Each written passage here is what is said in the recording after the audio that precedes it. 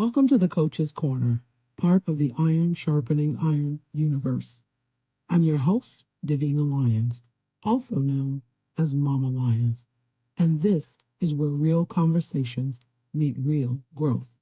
Here we explore what it means to rise through reflection, resilience, and purpose. One story, one insight, one breakthrough at a time. Whether you're a coach, a leader, or simply on your own personal development journey, this is your space to reflect, identify, stand, and emerge stronger than before. So grab your notebook, take a deep breath, and let's rise together right here in the Coach's Corner.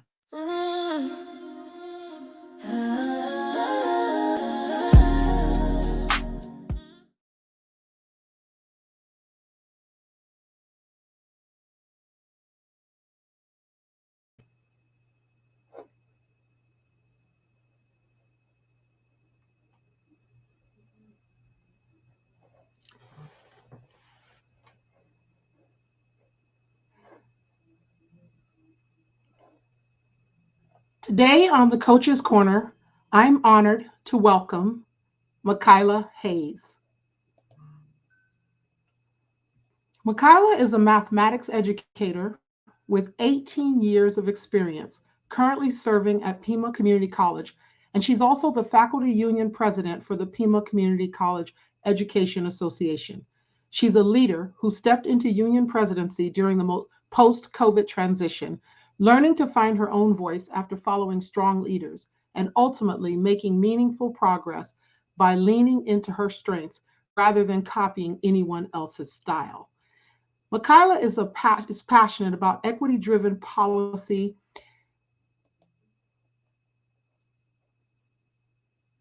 Sorry, I'm having technical difficulty.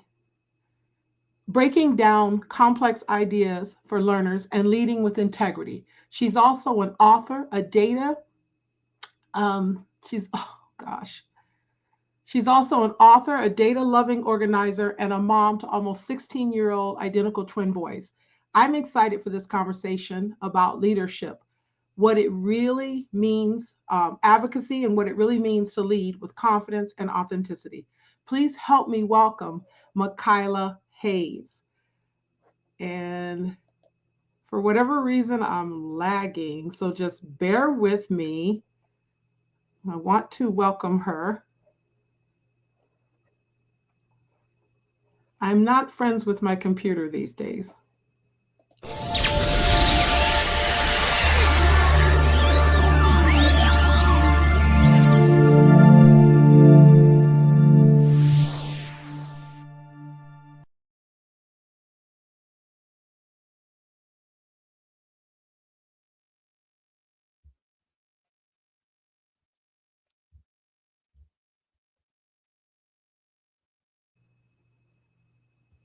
Welcome, Makyla. Hi, I'm so glad to be here. Thank you so much. Yes, I am having a time with my technology here. So, for whatever reason, there may be a lag. I don't know what you saw or what you could hear, but on my end, it was definitely behind. So, if I sat there for a moment, it was because I wasn't sure what was happening. It froze. So, I am very No excited worries. to have you on. Um, and again, I apologize for the rough start. But glad you're here. And I'm still trying to make sure that everything is working properly. And I think it is. I'm not sure. So you can hear me pretty good? I can hear you Awesome. just fine. You can hear me just fine. Awesome, awesome, awesome. All right. Well, we can just get into this. That's the one thing about going live. You never know what's going to happen. And um, so sometimes on my end, it looks different. But I these conversations are so important, and usually things just settle down and we get to it.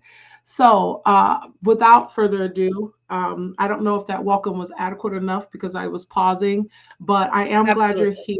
here. I want to start out by having you tell people who you are and talk about you stepping into the role as the faculty union president.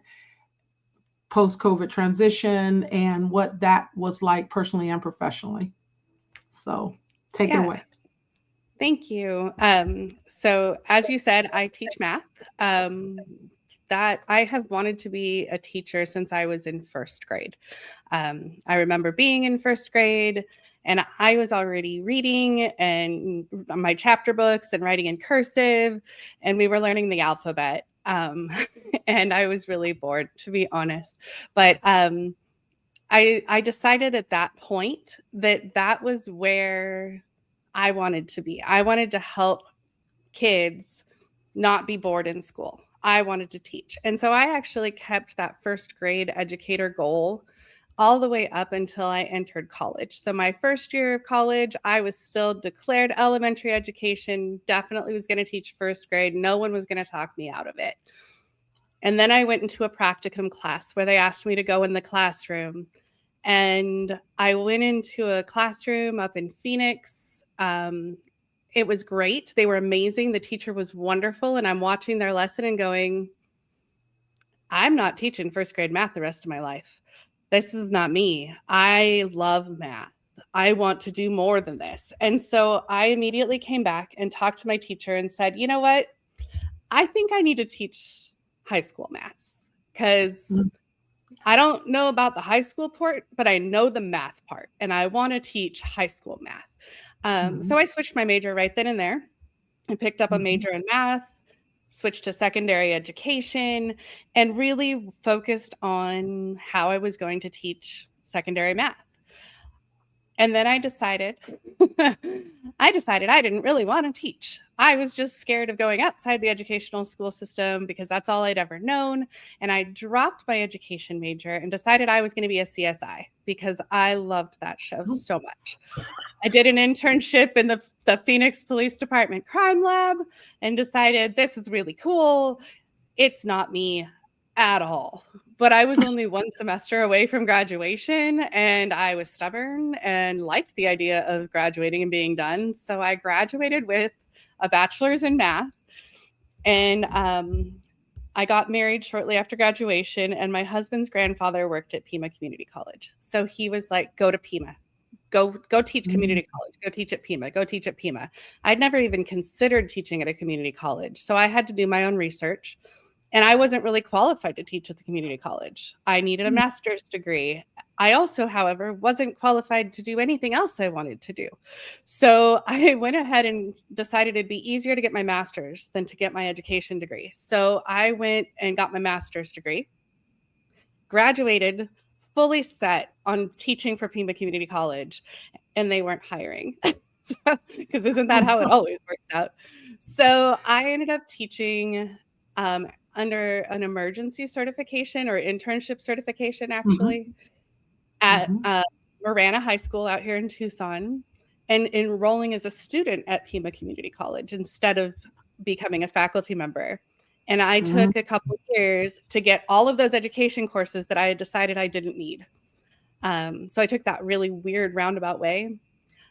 But all of it to say, I always wanted to be in the classroom. I always wanted to teach. I always wanted to do those things. I taught children's church at church. I designed children's church programs. I got adults to come in and volunteer when I was just a teenager, wrote their lessons for them, that type of thing.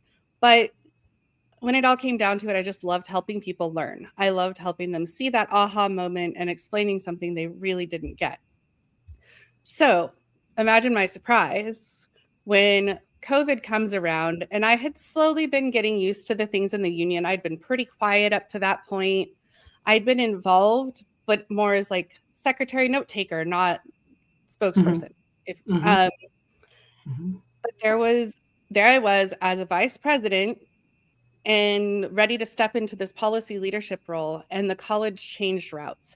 And all of a sudden, the policy leadership role that I thought I was going to step into was no longer there. And there was no one else to step into presidency. So I reluctantly said yes, that I would be president because I had 270 full-time faculty that needed a president, and I believed in our mission. But I didn't know what I was doing. And I had relied on everybody else in the union to do all the work that I wasn't comfortable doing. I wanted to do policy work. That was what I was good at. That was what I felt like I kind of had a grasp on, but everything else seemed like so much. So COVID changed everything for everybody. You know, we had to like change all of our classes to online. We closed down the college. So everything in person, everything went online. And we're all of a sudden at home teaching online while the kids are learning in the other room. My boys were in 4th grade at the time. My husband was working from home for a couple of weeks. So there's 4 of us in the house trying to use the internet, trying to do these things, trying not to talk over each other, finding spots and nooks and crannies in the house that didn't look too crazy busy. Animals still walking across the screen during COVID, you know, figuring all those things out. Yeah. So this COVID time was like, it was a crazy period of change for everyone. Mm-hmm. And when I stepped into the role, I didn't have anybody that could tell me how to lead from a completely virtual standpoint because we'd never done it before. Mm-hmm. And we didn't know what we were leading. We didn't know how we were leading. We couldn't do any of the things that we would have done before. So everything was new. So in some ways it was a crazy challenge, but in other ways I kind of got to build what I needed from the ground up. So personally, I was in a good space. I do well at home. And so I was feeling pretty good physically. I felt like I could take those things on. Technology is usually my friend, not always. It likes to make liars of me. So hopefully this continues to work now that I say that. Thank you very much. but we have people that, you know, all of these faculty who were used to being connected through a campus and used to seeing campus representatives, all of a sudden they're all at home. And I still have to somehow pull them together and understand what they need and somehow advocate for them with administrators who aren't on campus either. And I'm not on campus. And so it was a huge learning curve for me to take that up and then figure out what we were going to do as an institution. So yeah, there was a lot involved with that post-COVID transition. But in some ways, it was one of the best times for me to step up because it forced me to have to rethink how work was done. So you lean into your own style. Yeah. You had to. Yeah. Right. Who do you think you learned from in that situation the most? I mean, was there anyone there? Absolutely. So I still had past presidents, I think 3 or 4 of them that were still faculty at Pima at the time. And so I could go to them and say, hey, I don't know what to do. And they could help me with most of the work. But the college had changed drastically. So they could help me with thinking through what the choices I needed to make were and how they would impact people, but they weren't in the place necessarily to tell me how to lead. I also was very lucky to have my organizational consultant from AEA. I relied on her like crazy. We were on the phone all the time. I'm like, I don't know what I'm doing. This is what they're doing now. This is what faculty keep saying. I don't even know who to talk to or how to get about this. And so a lot of conversations and relying on others' advice. One of the things that I really had to figure out as a leader is that being a leader doesn't mean knowing everything or having all the answers. And that's hard for me. I like to know answers and I like to know every possibility before I make a choice. That does not work in leadership. So my goal was to then make the best possible choice I could based on the advice of others who knew more than me. And so the best thing I did as a leader was build up a group of people that I could talk to and say, hey, what do you think? Give me advice, give me feedback. Here's what I'm thinking. Tell me why I'm wrong. And taking their criticism along with their advice to try to get to our goals without taking anything personally, which is really hard. It is. Yeah. No, it is. I think it is for most people. But it also does definitely take a village. I think it's nice that you were able to rely on people who had been in that role and get some advice. And I think when we met, you and I are both authors in the Authors Alliance. When we met, that's the one thing we had I think we had a couple things in common, but being educator, being involved in the union, being in the same place at the same time and not even knowing it, I'm sure, at the delegate assembly. But Yeah. I totally relate to everything you're saying. And I currently am vice president of my association, so my local. So I totally relate to everything you're saying. Let's talk about integrity. How do you define integrity in leadership? And how do you live that out Yeah. in the work that you're doing with the union? So one of the things for me that I've always wanted is I want the things that I say and the things that I do to match. So if I say I'm going to do something, it's going to get done. And if I do something, it's something that I've said I would do. It's aligned with my values. I always like to say, like, live in a way that people can't lie about you. And if they do, nobody believes it. So making sure that what I'm living, what I'm doing, the work that I'm doing and the things that I'm saying align with who I am as a person and the values that I hold, so that people who see what I'm doing or hear what I'm saying know that they can trust me. That's my goal.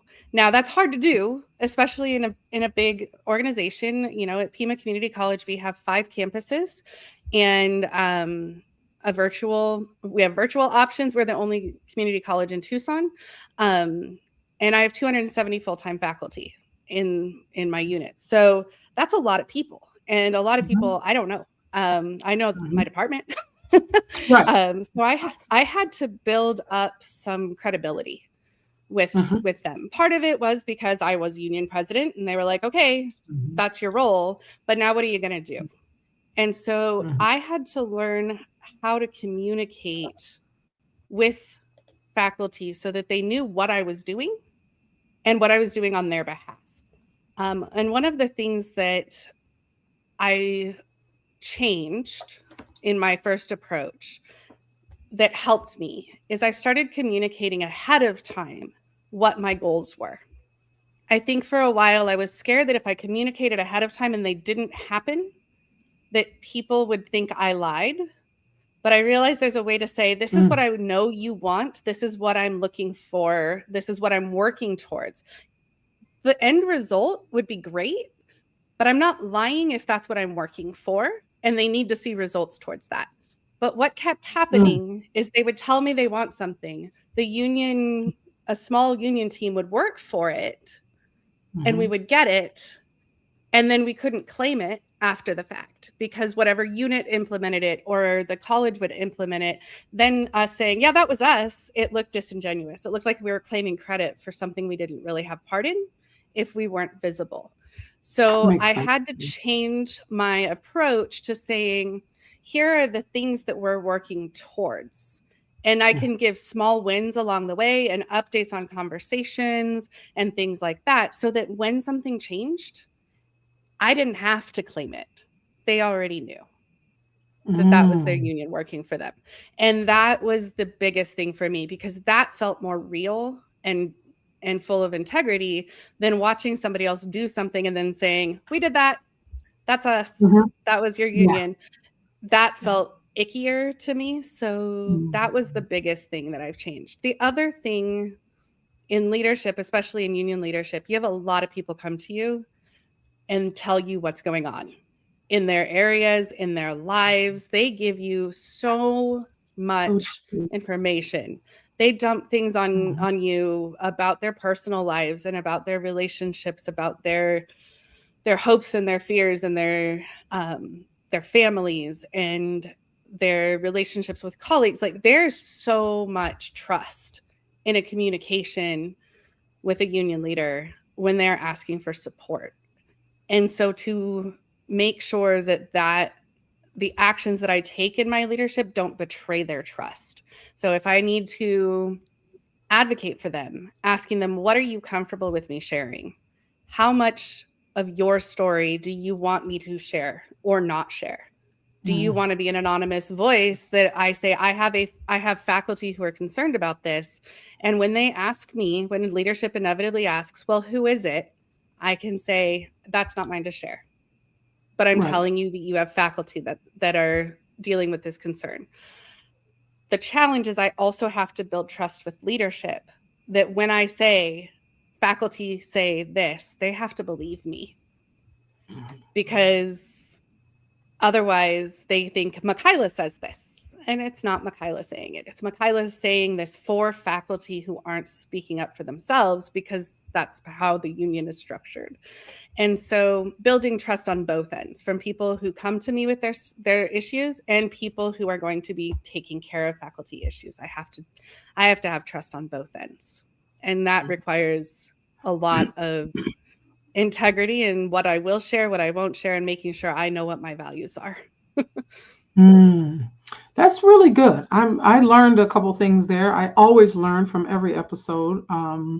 And I just learned something. You're right about the perception. Is my union working for me? And what happens? Who takes the credit? That's a really a delicate dance. It really is, and it's important. It's important that people understand that this is something that they're investing in as well. They're investing in protection and support, and if they don't feel like it's working for them, then why am I investing in it, type thing. So I get it. That's why, for anyone listening, that's why it is important to understand what your union or organization is doing for you, what your local is doing for you. So I think that's really good point that you make. Now, you shared with me that well-written policy and equity is important to you. Talk about that. What does good policy look like to you, and why does it matter so much? Yeah, I have always been a is it fair kind of person. Okay. Like, I don't know how to even fully describe when that started, but way back as a kid, it was like, hey, they have more than that person. That's not fair. Or why do these people get to do that, but these people don't? And I remember, I believe you teach writing or English or something along those lines, right? Yes. Okay. ELA. You're going to laugh at my story then here for a second, but I remember reading Old Man and the Sea in high school for an AP thing. And I remember reading that book, and I was so mad. And my teacher was like, why are you so mad at this one? I know it's a little long and boring, but why are you so mad? And I said, because you teach me all of these rules that I'm supposed to follow, and I get marked off if I don't follow them grammatically and all these other things and themes and thesis and all this other stuff. And then I read this book and he breaks all the rules and you call it a classic. And I was so mad because oops, I'm sorry. I think I lost connection to my camera. Let me see if I can get that back real quick. Yeah. Oh, it's okay. You said it. Technology. I knew it was going to happen. That's all right. Okay, come on, button. There we go. I'm back. So I that was just a funny little example, but I would get mad at those types of things. And I remember as a kid, and as a teacher, especially now, seeing people's names written out and going, how does that writing, how do those letters make up the sounds they just told me was their name? And why does that make sense? And I used to joke that I wanted to, grow up and have a kid named Sarah and name it Julie. And that's how I'd spell it. Julie. And when somebody said, how do you say that? Sarah. Because that's how much sense those rules made to me. So I've always been a stickler for rules and making sure that they make sense to me. And when it comes to policy, it is just one big book of rules, right? And so what I look for in policy is a few things. I want to know that it's going to benefit both the employees and the institution. So that balance is there, that we get a benefit for the employees and for the institution. Because if it's just benefiting employees, maybe there's a different way to do it. If it's just benefiting the institution, there's a different way to do it. We can do both. So figuring out what that actual need is that we're trying to fix and addressing it in a way that benefits everybody. Then I want to make sure that it's not benefiting some to the exclusion or harm of others. If it's benefiting some people or even most people, but it's hurting others, it's not good. We don't want to disenfranchise some people in order to give other people benefits. That's not okay. So looking for those mismatches of where might it be actually impacting some groups negatively and how can we rewrite it so it doesn't do that. And then making sure that in any policy that it's enforceable and that there's a limit to that enforcement. So if you break this rule that the college has, how are they going to hold you accountable? And at what level can you be held accountable for it? What process do you have to give your side of the story within that process? So making sure there's a clear corrective action process, and then making sure that the language doesn't accidentally overreact to something that shouldn't be. So if there's flexibility needed, great. Let's build that in, but let's think about what types that needs to be, because language that's too flexible might as well not even be there. If it's too flexible and it's not enforceable, it's not a rule. And so, did you ever think of practicing law? I think I would have made a little bit more money that way, but yeah. I feel like you'd be a good lawyer, right? I would now, looking back, I think I would have. I would have enjoyed it. But I really think that's the biggest thing for policy, is just that clarity of what's the purpose, how is it enforceable, and what's the negative impacts of this potential policy. I've also always been one that I won't break a rule, but I will find my way around them. So I know how to get around a good policy or a poorly written policy, which makes it really a lot easier for me to write a good policy, because I can see all the loopholes. I'm like, I can tell you how I break that rule. And then I can write something to reverse engineering it, right? Address it a little bit. Yeah. So in some ways you got to have a little bit of that, but making sure that the goals are clear before language is written is really helpful. So interesting. Very, very good. I'm not, it takes a special person to get into the weeds and the details of policies, and it's not one of my favorite things. My people, I had a job once when I worked for American Express where I had to read contracts and break them down and look for, and I was like, oh, how did I end up here? It was just not good. I did not like it. But I admire people who actually can do it and not get bored. I will say, but I think not something. That's okay. I was just going to say, it's not something I actually was naturally good at first. Okay.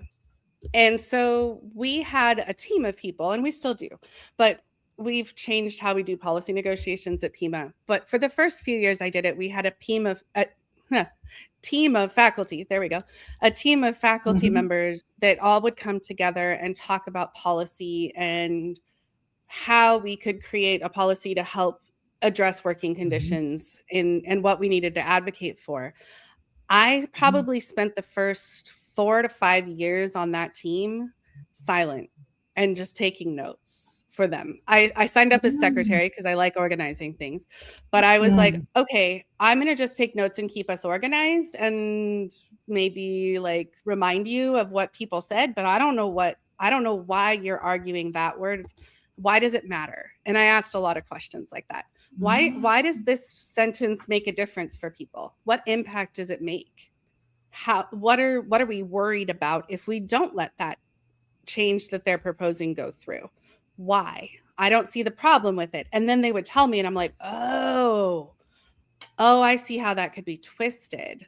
And then as I work through advocating for people as an advisor, I see how different people throughout the college are interpreting the policy language. And when I see too many people interpreting it different ways, I'm like, yeah, this isn't an interpretation issue anymore. This is a language issue. We need to fix it.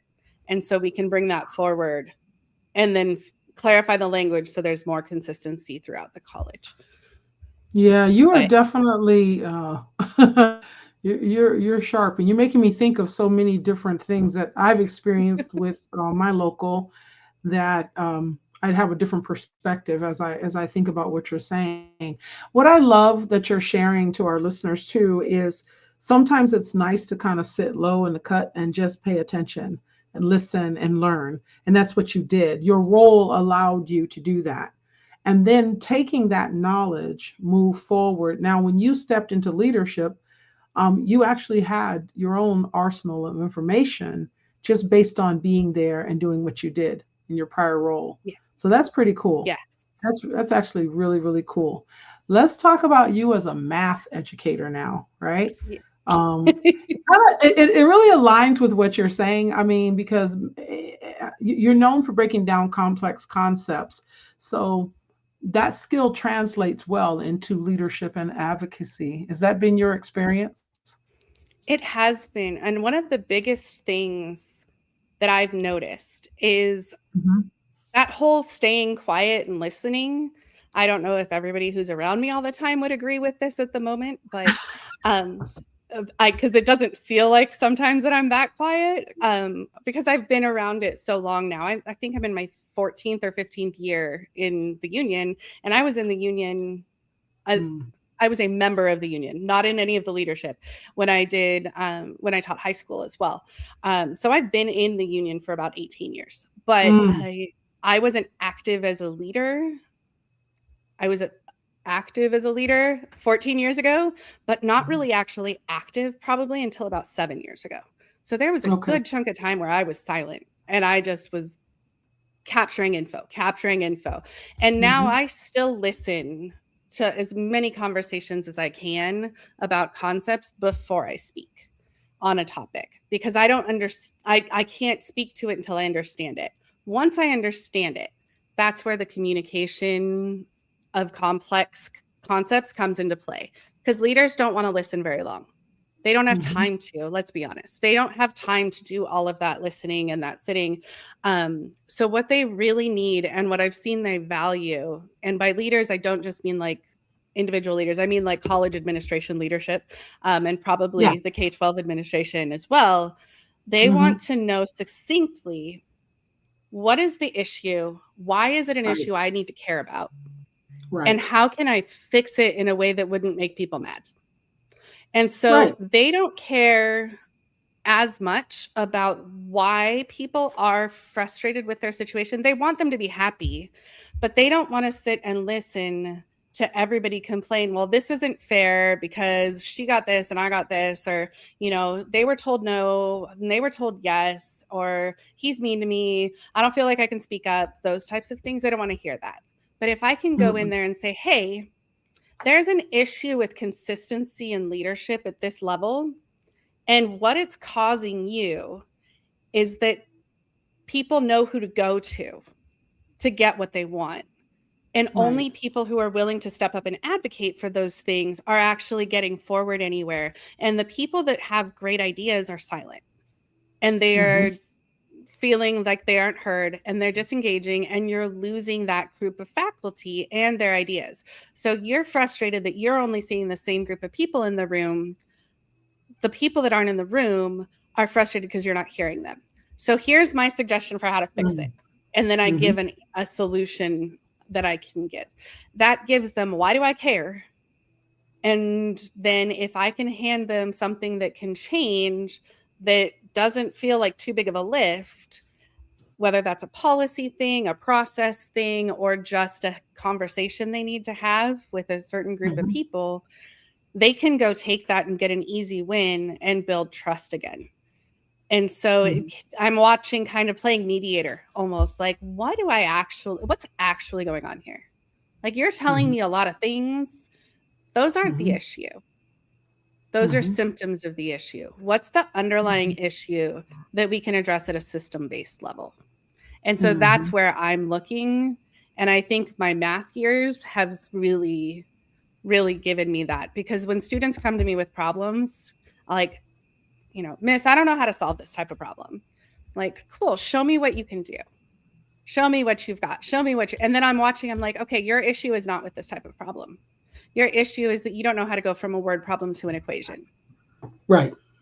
Or your issue is that you don't fully understand what exponents are, so you don't know how to factor. So there's other pieces that we can then target, and then all of a sudden they can do this big things. I like to tell my students their learning is like a Jenga tower by the time they get to me, and they're missing different blocks. And so they're on a semi-unsteady foundation, and if they just keep building on top, it's going to topple, because those blocks they're missing, they're just making a weak foundation. So my goal as a teacher is to come alongside them and help figure out where those missing blocks are and fill in the gaps. And now they're going to be strong, and they've got solid chunks in different places. I don't have to teach them that stuff. I just have to fix the blocks, and all of a sudden they can do things they never thought they could. And so it's the same thing with policy. Oh, wow. That's so interesting. So like, math is a subject that I kind of stay away from. I'm truly an English language arts teacher, and I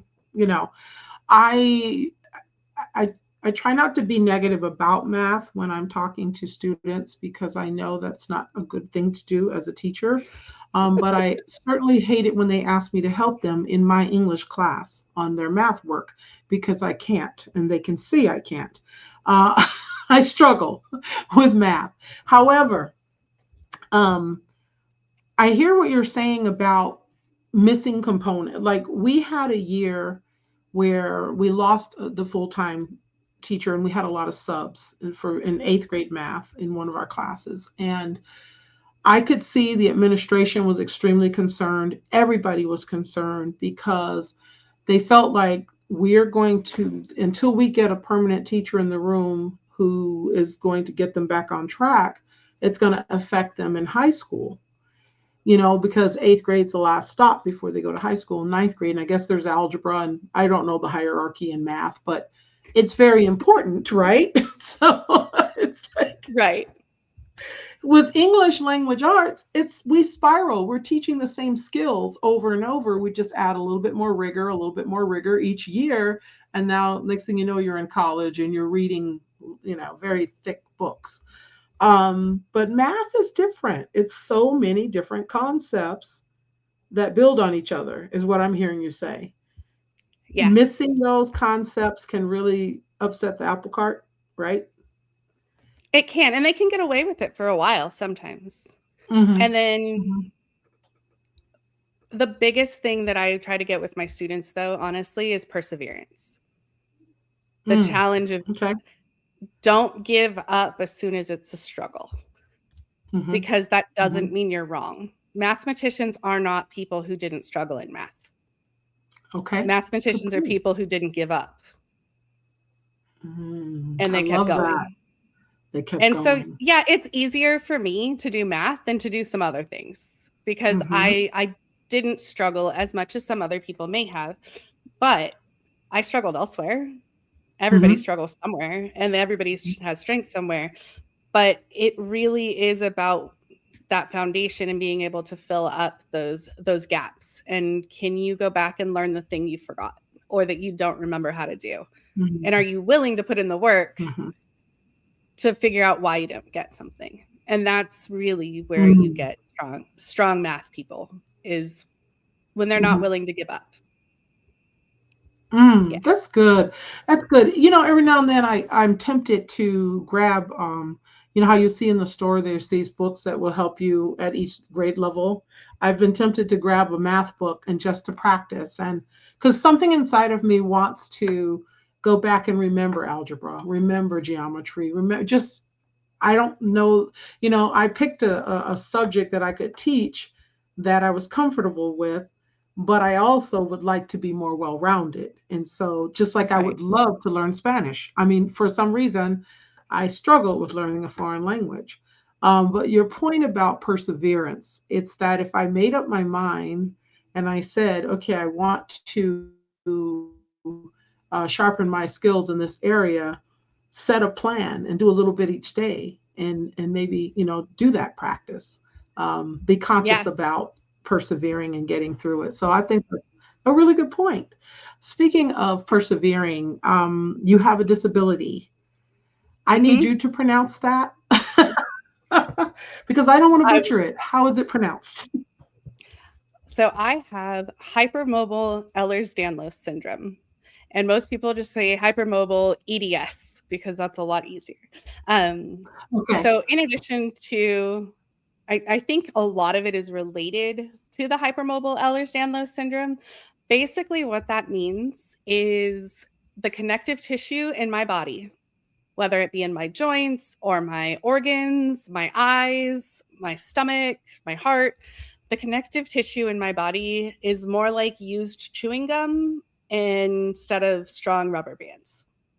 And so at that most basic level, it's like, I might dislocate things fairly often. Maybe my shoulders, my wrists, my toe. I've had an issue with my big toe, doesn't like to always stay in place. That's always fun.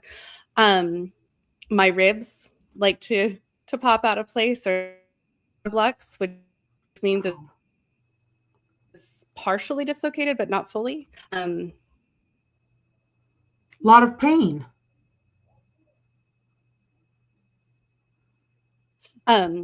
So with my eyes, I get very tired very quickly. So my prescription is really low, but if I don't wear them, I'll get migraines. And that type of thing. Okay. It's also hypermobile Ehlers-Danlos, and all Ehlers-Danlos. There's actually like 13 different subtypes of Ehlers-Danlos.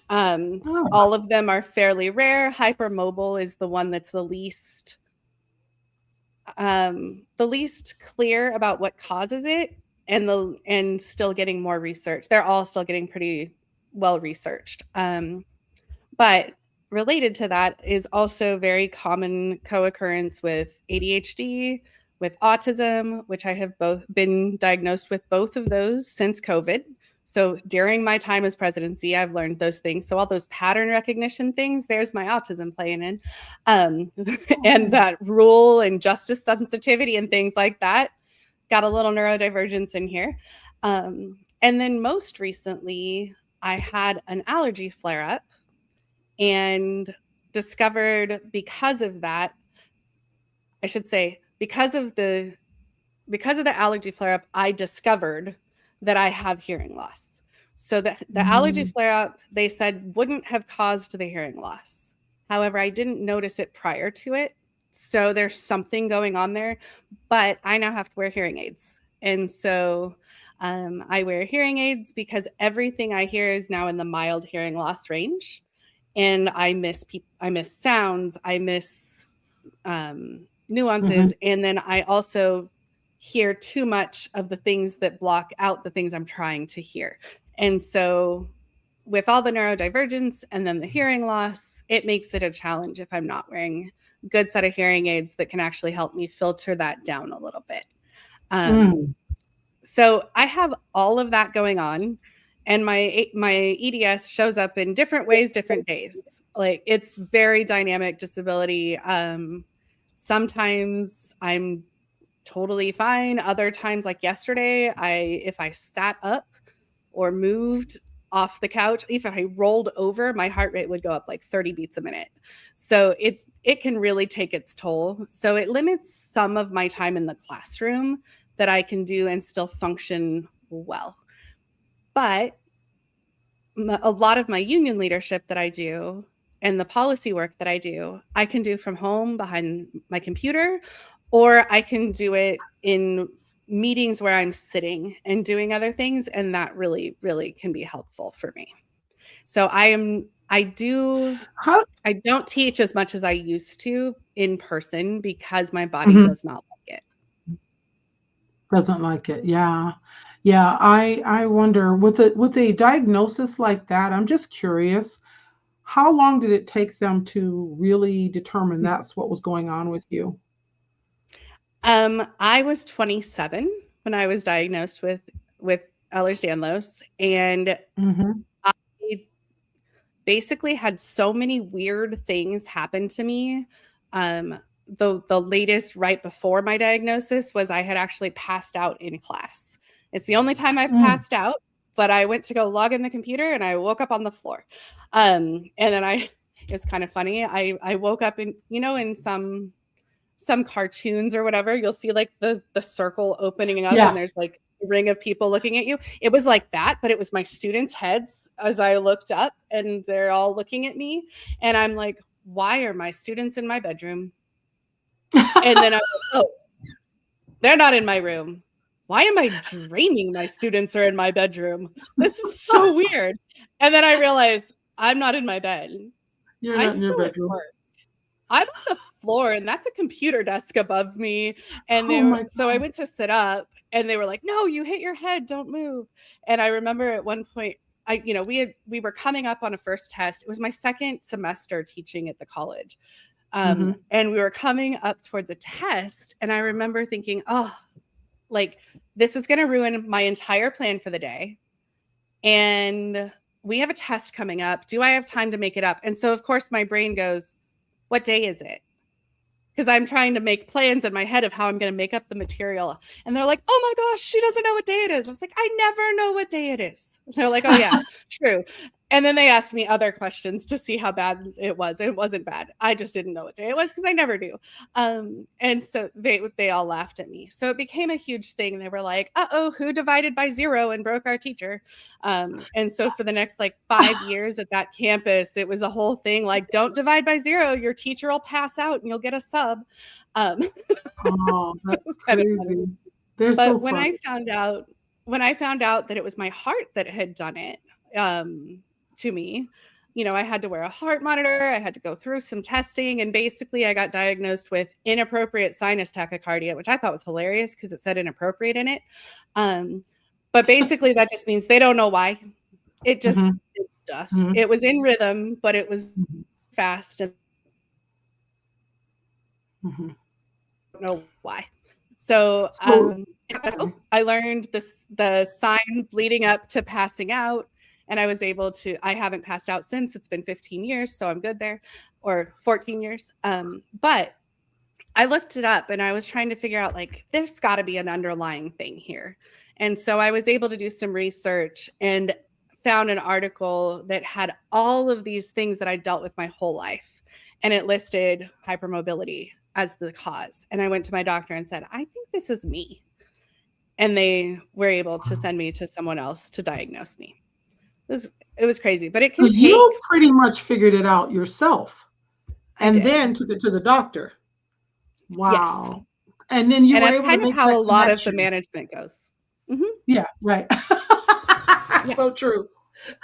Because that's what I do. I look at patterns and I'm like, I lived this, you don't, I'm done. There's got to be an underlying reason. And so that has been a crazy thing that I've had to deal with. Okay, this is turning back on. There we go. But in doing that, it really helps open my eyes to how students with other disabilities or my disability, but mine is still rare. Honestly, it's not really rare. It's more just rarely diagnosed. It's getting more common now that people might actually know about it or know somebody with it, but probably more so in the last couple of years than any other time that I've been telling people about it. But the thing that I've found is that it has given me a very lived sense of compassion for what people have to go through navigating our systems. And so, I've always had a high population of students with accessibility needs, whether that be for neurodivergence or learning disabilities or physical disabilities. They've always kind of flocked to my class, and I'm always going, I don't understand why this is different, because I just teach and you guys are good here. Why? And I think a lot of it is because I think like them. I think like them. Yeah. I tutored from the time I was in 7th grade all the way through. I still tutor people, but before I was teaching, I tutored forever, and I heard so many stories and so many questions that when I get to my classroom and I'm teaching them, I'm like, hey, here's some of the most common things I know you guys are going to struggle with, you don't want to ask me about. So I'm going to just teach you how to avoid those right off the bat. And That's good. I start with that. And so one of the best things I did to prepare for teaching was to tutor. Absolutely. Mm-hmm. Oh, I think did I lose That's you? Are you really frozen? a pattern there also with you, and that you figure out, it's sort of like you do things in varying degrees, and you learn as you go, and naturally elevate yourself. I love that. Yeah, yeah, that's good. Tutoring is really good. Yeah, I probably should have had a math tutor, for sure. I'm going to switch gears a little bit and talk about your 60-day devotional journal. What inspired that Awesome. project? And how does faith Yes. intersect with your leadership journey? So faith is a huge part of my life. I've been a part of the church since I was 6, and I asked my parents too many questions they didn't want to or know how to answer. So they were like, oh, let's go to a church. And so we went to a church. And I remember sometime after that, they asked our pastor to come to the house so that I could just pelt him with questions.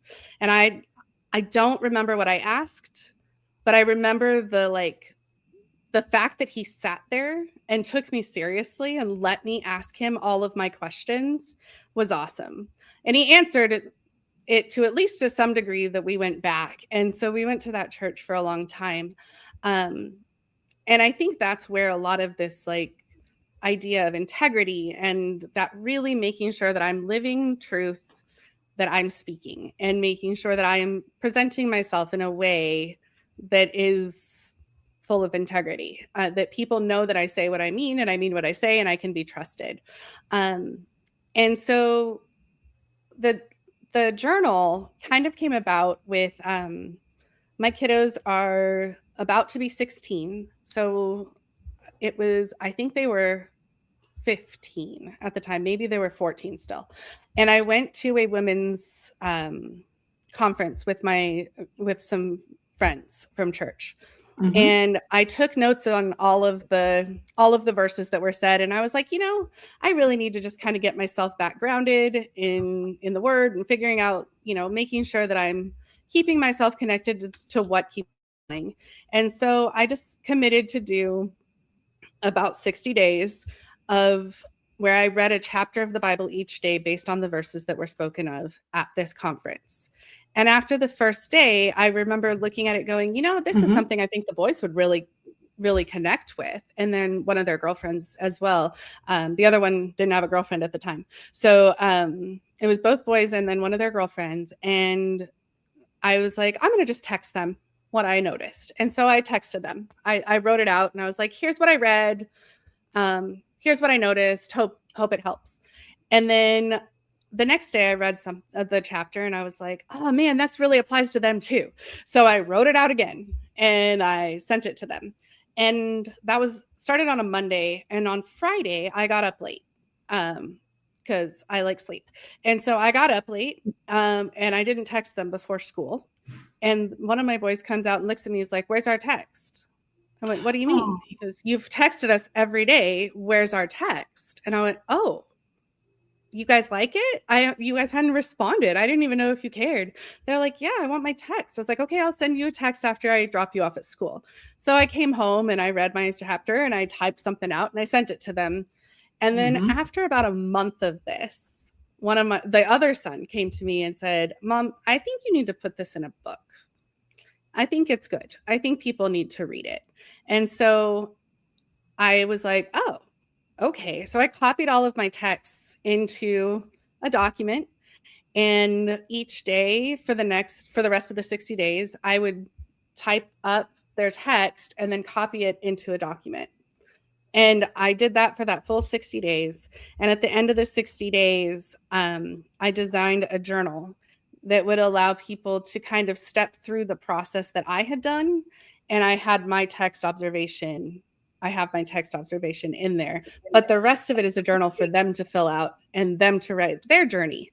What did they notice? What did they question? And kind of, again, this is the teacher in me, step them through how to take this on for themselves. And then at the back, there's 30 pages of blank. Well, it's not blank, but it's not filled out notes sections where they could write a chapter at the top, and then they could continue that same journal format. Part of that was because I hate switching journals. So when I'm doing a devotion or something like that, I struggle to like do other lessons or other readings, and it bothers me. So I was like, well, if they're doing this and then they flip to the back and they can write it in here, they don't have to switch books and it doesn't throw off their plan. Right. So, I love that. So I put that in there to try to keep people all in one spot. And then I also didn't put dates on it because I wanted them to do it themselves, so that you could do it once a week. You could do it every other day. It doesn't, you could leave it alone for 6 months and come back to it and have no guilt, because you just have to write the date at the top that you're doing it. And so it was just something to try to share with my kids originally. Originally, it was just for me. And then I started sharing it with my kids. And then my kids actually asked me to share it with everybody else. So I did. How cool. That is so That was pretty cool. I love that. And you have other, you've written other books, children's books. I have. Yeah. Yes, I have 4 children's books. And the link. All of those were also written for them, but when they were littler. Yeah, right. Exactly. So they've grown up a little bit. The book has grown up a little bit. Yeah. I know I got a couple of your books for my granddaughter, so I'm excited to see how she progresses with those books. But I think that's really cool that are your children have inspired you to write for others, and that is super, super cool. So you've shared, I see the patterns in what you've shared and with you, and how you've evolved, and I think it's especially as a leader in the role that you're in. I see that you have developed a great deal to support others. So for educators, for leaders who are stepping into big roles, such as what you did, maybe even, I don't know what your confidence was like, but your value definitely was there. So if people are doubting their value, what would you want them to hear today? Because you've walked the walk. What would you share to help listeners be able to step into that role and succeed? I took a couple notes ahead of time because I wanted to make sure I shared this. So the first thing is have confidence that you know your job and you know your people. That's your goal. Lean into the things that you know, and the things you don't know. Don't fall into the trap that admitting you don't know is a weakness. That's actually a strength. Saying I don't know, but I know who does is just as valuable, if not more, than trying to fake your way through it. People see fake. Don't be totally fake. Agree. So just admit what you don't know and learn from there.